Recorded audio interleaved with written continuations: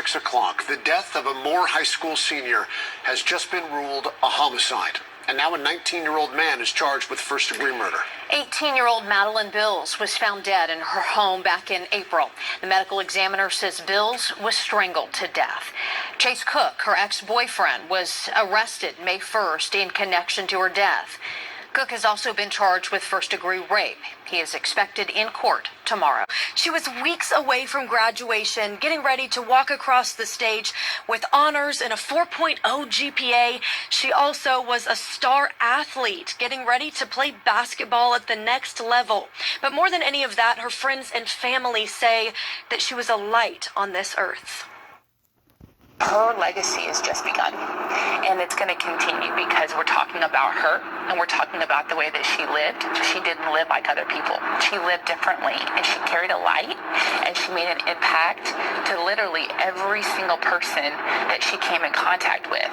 Selfless and servant-hearted, Madeline Bills' former basketball coach Stephanie Brady says she outworked everybody in the room to be a star student and athlete. She literally is every coach's dream, every teacher's dream. There's no one like her. But despite her successes, she says Madeline was a friend to everyone she met. Even though her life was only 18 years, that doesn't define the impact that she had while she was here. The church will be full because of the people whose lives she impacted and the light that she carried. Driven by her faith, she says Madeline's light shined bright, from the way she treated others to the clothes on her back. And her jacket said His glory alone, because she lived that way.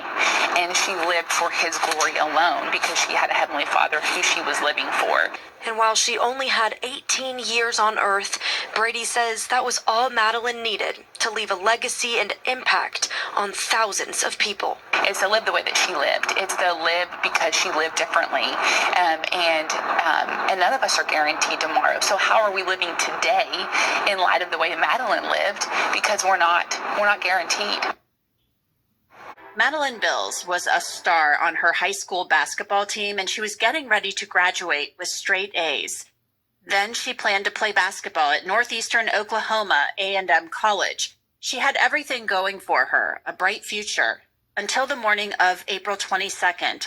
Police in Moore, Oklahoma say Maddie was in a pool house at the home where she lived with her adult brothers when her ex-boyfriend, Chase Cook, broke in, recorded himself raping her, and then killed her.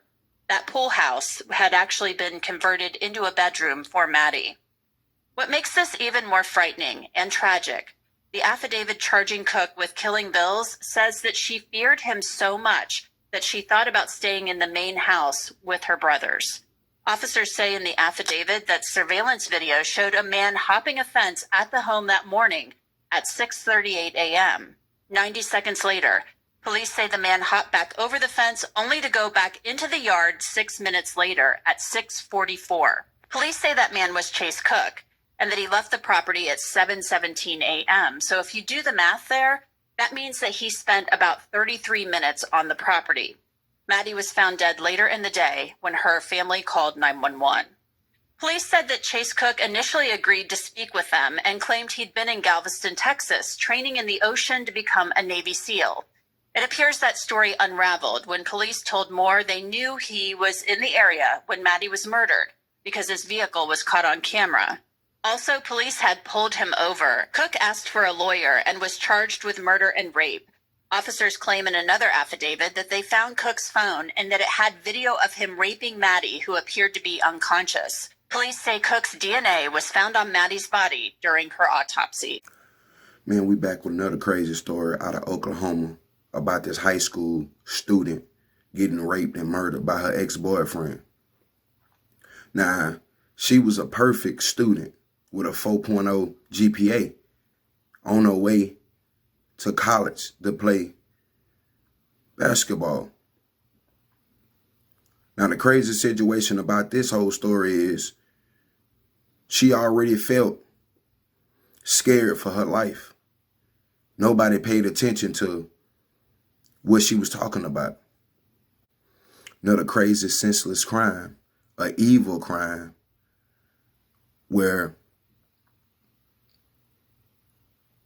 we got the same situation with somebody had to lose their life. And she was showing signs after signs, telling friends, telling people that she was around, that she was scared for her life. So at some point, I'm trying to figure out when they gonna take things seriously. They take it seriously after somebody lose their life. Because her ex-boyfriend was a pure evil soul. Just to be able to take her life knowing she had a lot to live for. That was irrelevant to him. He didn't care how many lives she touched.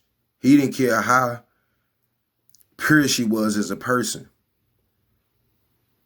That's why I say everybody can be professional. Everybody can be a good citizen. You see people, they got a good soul, they got a good heart, but they got a personal life too. Everything can be perfect when you see somebody at a job, or you see somebody at school, or you see somebody out in public. But it's a whole different situation when they get home, when they have to go back to their personal life. People don't understand what people be going through in their personal life, even though they can have or look like they got a perfect life. But behind closed doors, it's evil stuff going on. And this was the case in this story, where the ex-boyfriend was evil. He didn't give a damn about, how many lives and people that loved her. He was only caring about what he had going on. He only cared about, him. He didn't care about her life. He didn't care about nothing she had going on. And like I said, justice will get served. But all this go back to let you know that we in our last days. You see these type of crimes, you build your life, you trying to take off, trying to do things right in your life, or doing things right in your life. For what? For somebody else to take your life. And like I said, people doing crimes off of emotions. That's a lot of these killings nowadays, a lot of these murder scenes.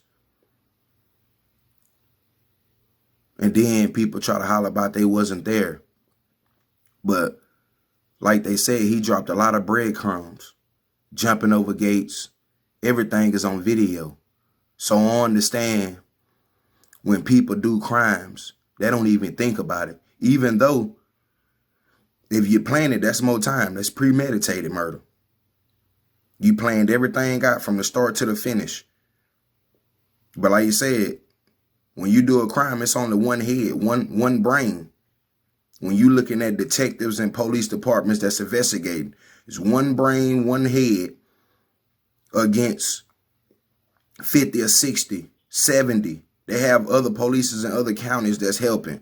So it's impossible to outbeat multiple mindsets to one. Everybody got a different ideal. And eventually, it's all going to come back on you. People do shit off of emotions. That's going to get you a life sentence. The ex-boyfriend had no sympathy for her life.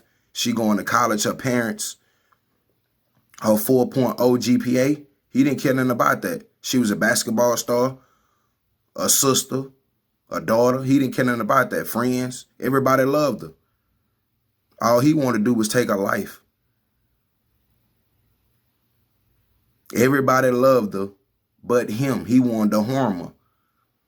She was scared for her life. Nobody paid attention. We have to pay attention to things like this when a young lady, woman, or man, any human, say they scared for their life because of ex-boyfriend or somebody that they've been dealing with.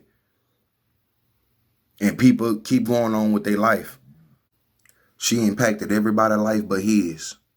He just wanted to kill her and control her.